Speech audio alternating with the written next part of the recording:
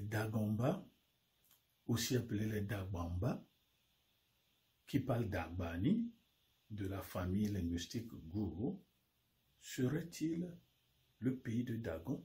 Alors, les gens nous diraient, mais on va trop vite en besogne. Surtout que, on va dire, quel est le rapport entre Dagomba et Dagon? Oui, le rapport c'est que Mba veut dire originaire et Dagon c'est Dagon.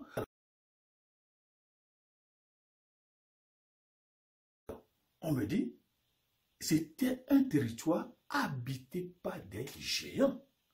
Aussi géants qu'ils pouvaient attraper l'épervier qui venait de prendre leur poussin et aussi leur voix portée jusqu'à 20 km. Les Dagomba seraient-ils du pays de Dagon? Les Dagomba, aussi appelés les Dagbamba, sont le peuple au nom du Ghana qui parle le Dagbani, qui vient de la famille linguistique des Gour. Et selon certaines sources, le royaume d'Agomba a été fondé au XIe siècle par quelqu'un qu'on appelle Torazi. Torazi, que certains appellent le chasseur rouge, et qui, selon la vérité, est venu de l'est du lac Tchad, passé par Zamfara, au nord du Nigeria, et a passé par l'Empire du Mali. L'Empire du Mali, où il a épousé une princesse Pagawoubga. Et ensemble, ils ont fait un enfant qu'on appelle Bogon Umbo.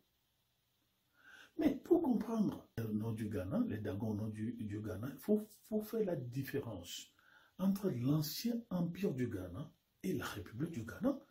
L'ancien empire du Ghana, selon la recherche, se situerait entre le fleuve Sénégal jusqu'à Tombouctou. Ça voudrait dire que l'ancien empire du Ghana couvrait de la Mauritanie, le Mali et le Sénégal. Donc, selon certains géographes et voyageurs musulmans, on appelait cet ancien empire du Ghana Bilad as-Soudan, c'est-à-dire le pays des Noirs au sud du Sahara. Almoud Brelvi, il suggérait que les vrais fondateurs de l'ancien empire du Ghana seraient des Syriens qui sont venus de la Cyrénaïque vers 300 ans. Alors, ce premier empire du Ghana fut le premier État politiquement constitué dans ce qu'on appelle le Soudan occidental. En fait, le Sénégal est appelé le Soudan français. Selon une étude publiée par Tcha Pali, l'université d'Okara, en 2015, si vous vérifiez les noms propres et le nombre kabyais à la page 78, il m'apprend que le mot Mba veut dire originaire de, territoire ou provenance. Autrement dit, lorsque j'ai dit Kabye Mba, c'est quelqu'un qui vient du territoire kabye. Quand je dis Nago Mba, ça voudra dire quelqu'un qui est du territoire Nago. Alors, Dagomba, serait-il des gens qui viennent du territoire de Dagon? Dagomba, c'est quelqu'un qui vient du territoire du Dagon. Et c'est ce que la Bible nous appelle le chef panthéon ou le dieu principal du panthéon des Canaanites. Et Dagon est aussi le dieu des Philistins. Alors que lorsque vous allez dans Genèse 10, versets 13 à 14, on nous dit que les Philistins sont des descendants de l'Égypte. Alors, quitter l'Égypte pour arriver à l'est de lac Tchad et venir au Ghana, est-ce que c'est un problème? Et d'ailleurs, selon certaines sources, avant que le territoire d'Agombane soit intégré dans le Ghana moderne, il faisait partie du Soudan du Sud, où on les désignait par les territoires du Nord. Alors, Dagomba, pays de Dagon, est-ce que Dagomba n'a rien à faire avec Dagon? Mais Tcha Pali nous dit que le mot Mba veut dire originaire de, provenance de, région de.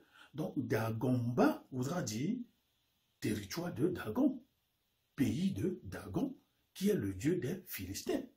2. Les Philistins sont issus des Égyptiens. Lisez Genèse 10, versets 13 à 14. Aussi, quitter l'Égypte passé par le Soudan, passé par le Tchad, passé par le Mali et venu au Ghana est une si belle géographie.